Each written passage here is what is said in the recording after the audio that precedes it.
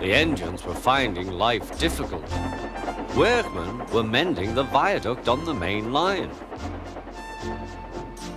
The arches needed strengthening. The Fat Controller did not want to close the railway while the work was done, and so repairs took a long time.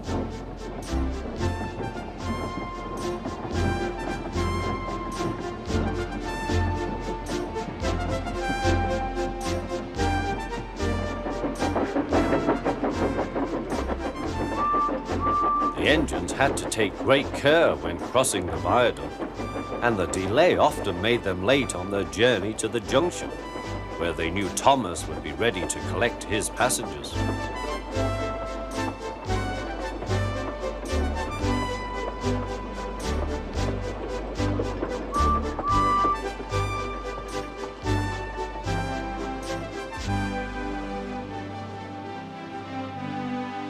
Thomas grew crosser and crosser. "Time's time," he grumbled. "Why should I keep my passengers waiting while Henry and James dawdle about all day on viaducts?"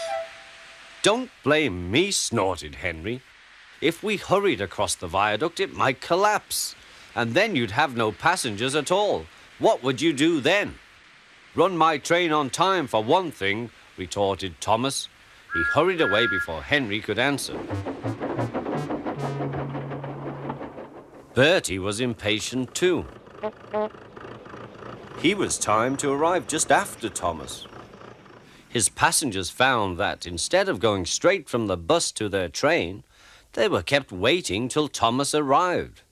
Soon Bertie grew cross with Thomas. "Late again," he remarked, as Thomas panted wearily in.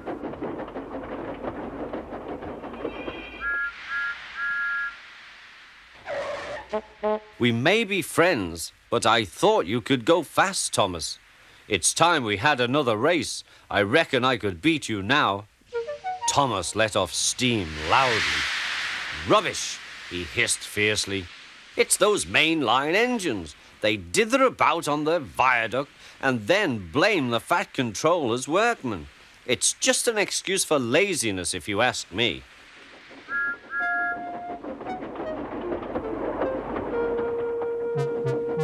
One day, James was later than ever at the junction.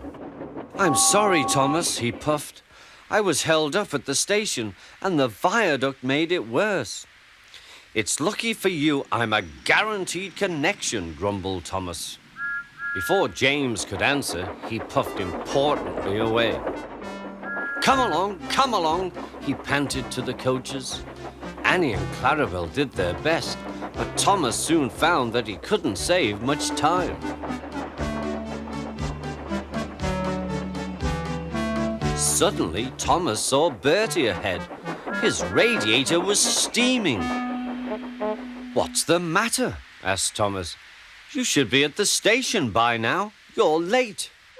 "I feel dreadful," moaned Bertie. "All upset inside, and driver says he can't make me better." "Thank goodness you're late too. Can you take my passengers, please? They'll never get home otherwise." "Of course," agreed Thomas. He now felt sorry for Bertie and promised to get help at the next station. Thomas set off again. Already he felt much more cheerful, and Bertie's passengers, travelling in Annie and Clarabel, all reached home safely. When Bertie was better, he came to thank Thomas. "I am sorry I teased you about being late," he said. "That's all right," said Thomas. "I'm glad I could help. There are times when being late isn't such a bad thing after all." With a last cheerful greeting, the two friends went back to work.